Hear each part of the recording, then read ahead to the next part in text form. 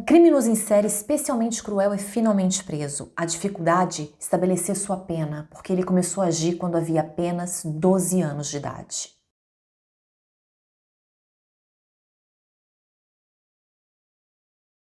Oi gente, sejam todos bem-vindos. Se inscreve rapidinho, se quiser, se não, sem ressentimentos, e fazemos um salto todos juntos até a América, no estado de Massachusetts, um bom tempo atrás. No dia 29 de novembro de 1859, quando nasce Jesse Hardy Pomeroy, especificamente em Charleston, o bairro mais antigo e mal afamado de Boston, a maior cidade do estado. Seus pais eram Ruth, uma dona de casa, e Thomas, um veterano da Guerra Civil Americana, que agora trabalhava no porto de Boston. E Jesse tinha também um irmão 2 anos mais velho que ele, Charles. E por causa da distância no tempo, nós não temos muito mais informações, mas sabemos que Jesse não teve uma infância nada fácil. Para começar, o seu pai Thomas tinha problema com bebida. Ele bebia demais e quando fazia ele se tornava violento e sádico. Nessas ocasiões, ele costumava levar os 2 filhos até um galpão abandonado perto da casa deles, onde ele fazia com que os meninos tirassem toda a roupa e batia neles, sem ser disturbado. E infelizmente, os maus tratamentos não vinham só da parte do pai. Na escola também, e com os amiguinhos da mesma idade, Jesse sofria muito bullying, porque ele tinha nascido com um dos olhos com a íris e a pupila bastante apagadas, era quase branco o olho. E ele também era muito mais alto do que os outros meninos da sua idade. O resultado, como era de se esperar, é que Jesse cresceu tímido e retraído, cada vez mais isolado. A única pessoa de quem aparentemente ele era próximo era sua mãe, que era muito carinhosa com ele. E os seus interesses também, por causa disso, eram muito reduzidos, eram limitados. Se resumiam praticamente no macabro. Livros, histórias, quanto mais sangrento, melhor para ele. Provavelmente não a melhor das escolhas para uma mente jovem e fértil. E infelizmente não demorou muito para que Jesse, seguindo o script, começasse a fazer mal para pequenos animais, começando pelo canarinho de estimação de sua mãe. Como vocês puderam perceber, como eu disse antes, a gente não conhece assim tantos detalhes da infância de Jesse, mas o pouco que conhecemos não oferecem um início de vida assim tão promissor. E é assim que nós chegamos ao dia 22 de dezembro de 1871. E parece que fazer mal para pequenos animais não é mais o bastante para Jesse, que atrai William Payne, um menininho de apenas 4 anos, para um lugar isolado, o tal galpão, onde ele obriga a criança a tirar toda a roupa. Soa familiar? Bom, William tinha só 4 anos, então a família não demora muito para perceber a sua ausência, perceber que ele está desaparecido. E as buscas começam quase que imediatamente. E ele é felizmente encontrado ainda com vida, apesar de pendurado por uma das suas mãos e com as costas cheias de cortes. E esse foi apenas o início de uma série de ataques que aconteciam sempre mais ou menos do mesmo modo. Crianças bem menores e mais fracas do que ele, que eram atraídas para um lugar isolado, preferencialmente o tal galpão, com a promessa de doces ou até de dinheiro. Ali eles eram despidos e o jovem agressor usava sua imaginação para criar novas maneiras de infligir dor. Várias e chocantes maneiras. Se preparem. Como aconteceu com a segunda vítima, uma menininha de nome Tracy Hayden, de 7 anos, que desapareceu no dia 22 de fevereiro de 1872, 2 meses depois do primeiro ataque. Ela teve o mesmo fim de William e com ela deu para perceber que Jesse gostava de experimentar. Além do que ele tinha feito com o primeiro menino, ele também usou contra ela um chicote e o nariz dela foi quebrado. Ou seja, apesar da pouquíssima idade, Jesse estava com 12 anos apenas. Ele já tinha suas assinaturas nos seus crimes, mas também gostava de provar coisas novas. Como fez com a terceira criança, um menino de nome Robert Mayer, de 8 anos, que também foi encontrado vivo, apesar de bastante machucado, mais até do que os outros, por ter sido golpeado diversas vezes com um bastão e também obrigado a gritar palavrões enquanto seu agressor se tocava intimamente. Ou seja, Jesse provavelmente estava experimentando maneiras diversas de agredir suas vítimas porque ele também estava provando sensações diferentes quando o fazia. E sensações boas, prazerosas, ou seja, ele não pretendia parar. E a polícia não parecia ter feito grandes avanços nas investigações também. Apesar de eles terem conseguido conectar os casos já no começo, desde o segundo caso eles já conectaram com o primeiro. As informações oferecidas pelas vítimas eram pouquíssimas. As crianças sabiam que era um adolescente que elas nunca tinham visto antes, que ele era grande, Tinha cabelo castanho e nada mais, nenhum detalhe em particular. E como se não bastasse a falta de evidência, por algum motivo se espalhou a notícia de que o agressor dessas crianças tinha barba e cabelos ruivos. Ou seja, ficou muito mais fácil ainda para Jesse continuar a aumentar a sua lista de vítimas. E foi o que ele fez. No dia 22 de julho, Jesse escolhe um outro menino de 7 anos, Johnny Balk, que sofreu agressões muito parecidas com a da última vítima. E o pequeno Johnny, por causa do trauma, conseguiu infelizmente dar ainda menos informações do que as crianças precedentes, levando a polícia a anunciar uma recompensa por informações no valor de $500, um recorde na época. E algo realmente acontece. Pouquíssimo tempo depois do anúncio dessa recompensa, coincidência ou não, Ruth, a mãe de Jesse, resolve mudar de cidade. Bom, isso já é difícil a gente imaginar uma criança assim pequena, de 12 anos, cometendo esse tipo de crime.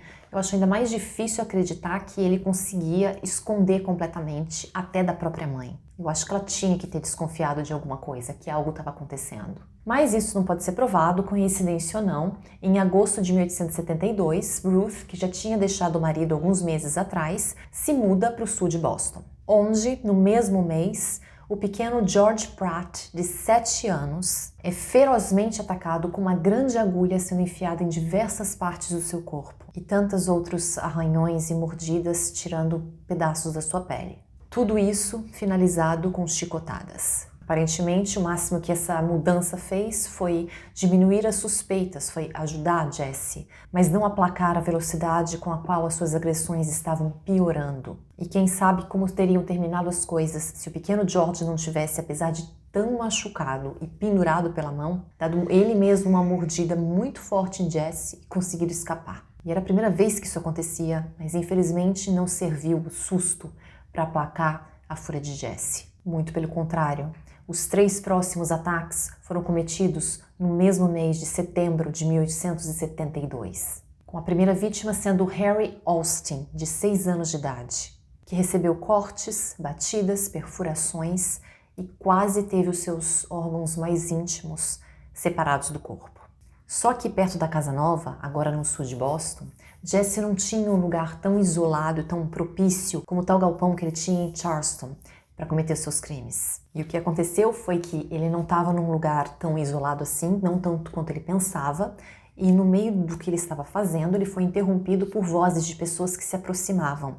Ele se assustou e acabou escapando, deixando o menininho, apesar de muito machucado e amarrado ainda pela mão, com todas as partes do corpo ainda conectadas. E talvez por causa da frustração de ter sido interrompido durante os seus 2 últimos ataques, ou talvez porque ele estivesse só escalando as coisas mesmo, Jesse decide atacar novamente, apenas 6 dias depois. Era uma criança de apenas 7 anos, chamada Joseph Kennedy, e contra ele Jesse continuou experimentando, agora com o uso de uma pequena faca. Dessa vez acrescentando também um toque de sadismo, porque depois de cada corte, ele tinha levado uma solução de água com sal para jogar sobre as feridas. Mas ele ainda não estava satisfeito e apenas passados outros 6 dias, ele resolve atacar novamente e vai até a estação de trem para tentar atrair alguém. E agora é a vez de alguém ainda mais novo, Robert Gould, de apenas 5 aninhos.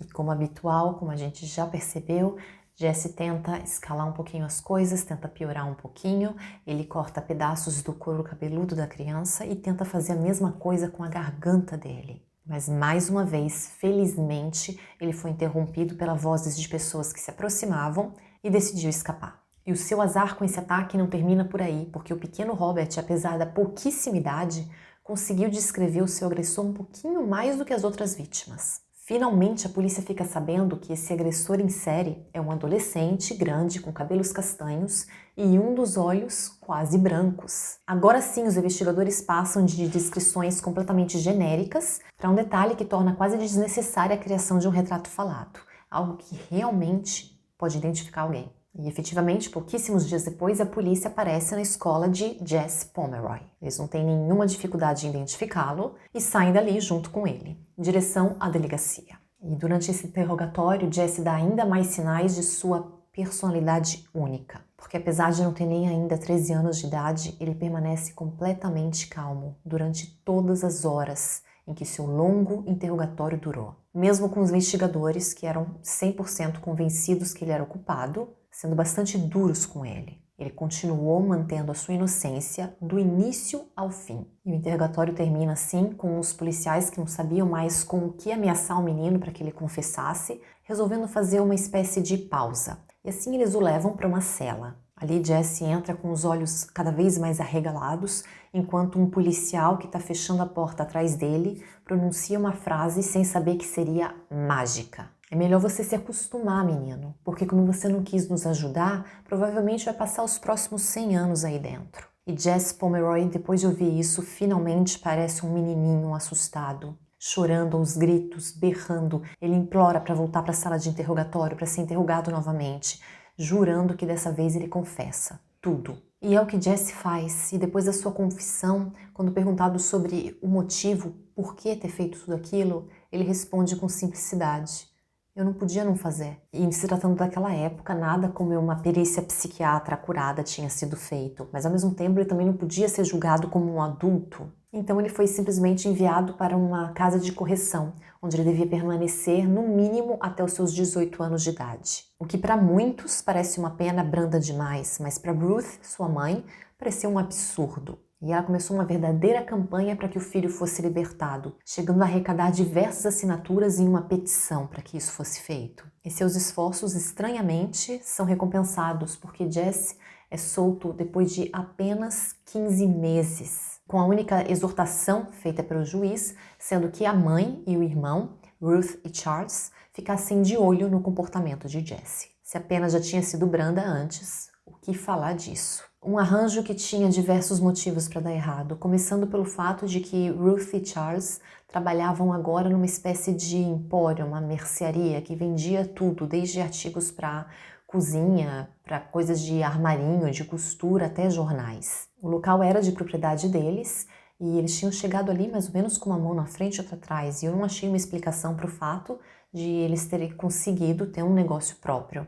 Mas o importante para a nossa história é que o negócio era deles, que trabalhavam só eles ali, ficava aberto 7 dias por semana, durante várias longas horas, então era ali que Jesse tinha que ficar. E era onde ele estava 2 semanas depois de ter sido solto, no dia 18 de março de 1874, quando uma menininha de 10 anos chamada Katie Curran entra na loja para comprar um caderno. Ela é atendida por Charles, o irmão de Jesse, que explica para ela que os cadernos grandes tinham acabado, mas se ela quisesse, ele estava meio ocupado agora, mas ela podia ir até o porão do local, que funcionava como uma espécie de depósito, porque o irmão dele estava ali e podia ajudá-la. O seu irmão, aquele Jesse, que tinha há pouco mais de uma semana saído de uma instituição onde ele tinha sido trancafiado por fazer mal a crianças, que tinha sido solto só porque a mãe e esse irmão tinham dito que manteriam ele sob controle. Pois é, o tal irmão parece ter entendido muito mal o seu papel, porque de alguma maneira não parecia uma má ideia para Charles acrescentar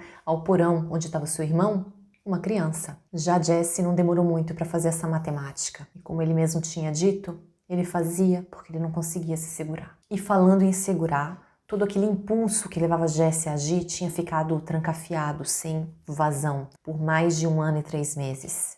E ele então explodiu sobre aquela menininha. Depois de 8 ataques e 15 meses detido, Jesse Pomeroy estava pronto para dar um passo avante. Um passo não, um salto, na verdade. Ele então tira a vida de Katie, com vários cortes na garganta. E não termina por aí, porque mesmo depois de tirar a vida dela, ele continua a golpeá-la repetidas vezes na região do abdômen, concentrando-se nas suas áreas íntimas. Mas agora surge uma outra novidade na sua rotina de agressões. Ele tem que esconder o corpo em algum lugar, o que ele praticamente não faz. Ele simplesmente se limita a arrastar o corpo dela para um canto do porão, não a cobre e volta para o andar de cima como se nada tivesse acontecido. Afinal, o negócio estava cheio de clientes, o seu irmão provavelmente nem pensou mais naquela menininha que queria um caderno. Já a mãe dela sim, e pouquíssimo tempo depois do desaparecimento, ela já dá o alarme para a polícia, que começa imediatamente as buscas, mas infelizmente eles recebem uma pista muito errada. Sem explicação, um homem diz que viu o que aconteceu com Katie. Ele diz ter visto alguém que ele descreveu, era um homem adulto, arrastar ela até um trem e jogar ela dentro de um vagão. Então, obviamente, depois de pouquíssimo tempo, os investigadores não têm mais nenhuma pista para seguir. e esse caso de desaparecimento é arquivado. E vocês devem estar se perguntando, mas e o corpo? Em um lugar público, cheiro de decomposição, talvez? Aqui fica muito mais difícil acreditar que nem a mãe nem o irmão de Jesse tenham desconfiado de nada. Mas, como sempre, não dá para provar. E o que a gente tem certeza é de que, como sempre, eles não fizeram nada. E Jesse continua a fazer o que ele queria. Só que agora ele queria mais. O impulso era para tirar a vida de alguém. E chegou apenas 2 semanas depois, quando ele atraiu para um lugar isolado o pequeno Harry Field, de 5 anos. Só que o problema persiste de não ter um lugar adequado para esses ataques. E o menininho, antes mesmo que Jesse começasse a fazer mal para ele, consegue escapar, porque pessoas se aproximando acabam assustando seu agressor. E como era de costume, Jesse, frustrado, acaba agindo mais rápido. E infelizmente, dessa vez, ele é bem sucedido. Quando apenas 3 semanas depois, Horace Millen, de 4 anos, é encontrado já sem vida num pântano, onde o pequeno tinha sido atraído com a promessa de um doce, dessa vez num lugar escolhido muito bem, onde Jesse pôde fazer o que ele queria. Ou seja, o menino tinha a cabeça quase destacada do pescoço. Seu abdômen tinha sido golpeado com uma arma de corte por 18 vezes, sem contar as diversas feridas de defesa nas mãos, braços, até um dos olhos. E dessa vez, finalmente, as partes íntimas dele já não estavam mais anexadas ao seu corpo. E foi então que, mesmo que o corpo de Kate não tivesse sido encontrado e o ataque mal sucedido a Harry, a tentativa de ataque, na verdade, não tivesse sido por algum motivo denunciada, ficou claro que tinha um suspeito óbvio para o crime de Horace. Alguém que atacava exatamente daquela maneira e que tinha acabado de ser solto. E dessa vez, os muitos apelos da mãe não valeram de nada.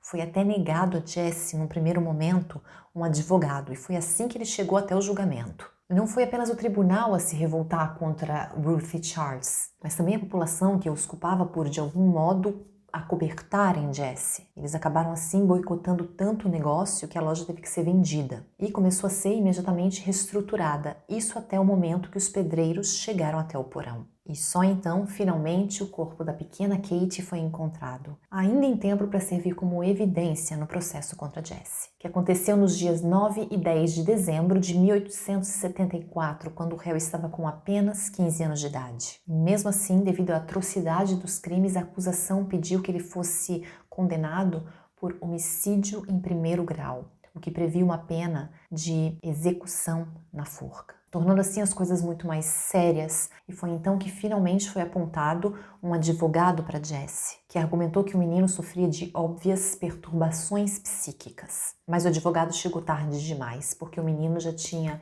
admitido que ele sabia, que ele entendia que as suas ações eram erradas, e ele acabou sendo condenado à morte. Sentença que, para ser válida, precisa da assinatura de um governador, de qualquer governador. Só que nenhum estava com vontade de se envolver num caso assim tão controverso por causa da pouca idade do acusado. E o documento assim acabou nunca sendo assinado, com um governador passando a bomba para o outro, até que finalmente alguém resolveu tomar as rédeas da situação e a pena foi mudada.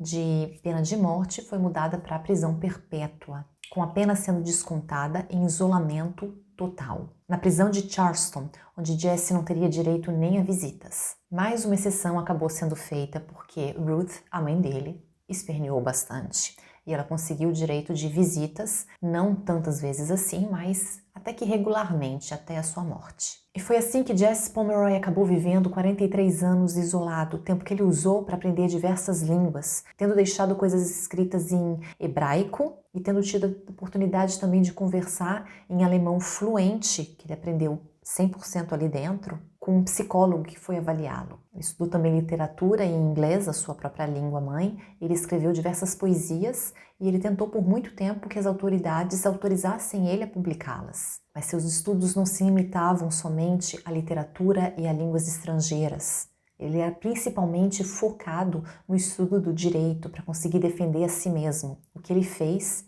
e muito bem. Era impressionante como Jesse tinha se tornado um verdadeiro advogado em todos os sentidos, faltando apenas, obviamente, o diploma universitário, o que impressionava ainda mais conhecendo o passado dele. Eu não falo apenas dos terríveis erros que ele cometeu, mas os erros também que foram cometidos contra ele. Porque o bullying não tinha se limitado às crianças da idade dele.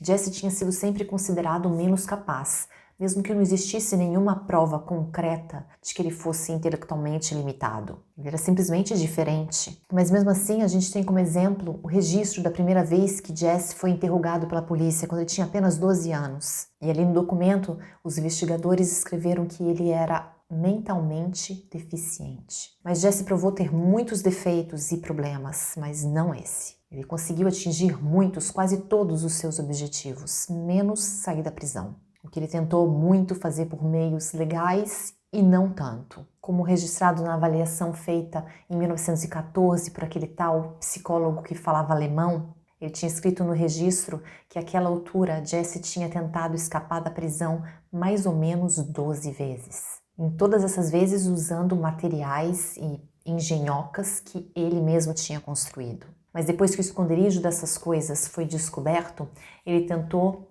aliás, ele conseguiu desviar um tubo de gás que era usado para o aquecimento da cela até a parede de fora, a parede que dava para o externo da sua cela, para causar uma explosão e conseguir fugir por ali. Só que a única coisa que ele conseguiu explodir foi a si mesmo. E assim ele perdeu um olho. Aquele quase inteiramente branco que foi a causa de tanto bullying na sua infância. O resultado é que mais uma vez ele não consegue fugir e ainda se machuca, mas ele impressiona pela sua engenhosidade e persistência. Persistência que ele demonstra também nas vias legais. E depois de 43 anos de isolamento, quando Jesse estava com 58 anos de idade, em 1917, a sua pena foi aliviada. Ele continuaria preso, prisão perpétua, mas ele podia agora interagir com os outros detentos. Ao que Jesse respondeu que não. Não era o que ele queria, não era o que ele tinha pedido, ou seja, o perdão total. Mas ele não resistiu, acabou domando seu orgulho e saindo do isolamento, permanecendo preso ainda por 12 anos. Até o ano de 1929, quando ele estava com 70 anos e a saúde já bastante frágil, debilitada, ele foi então transferido para o hospital de Bridgewater, para os criminalmente insanos, onde ele perdeu sua vida no dia 29 de setembro de 1932, não antes de declarar não ter provado culpa ou remorso nenhum dia na sua vida. O que vocês acham? Se nasce ou se cresce assim? Obrigada.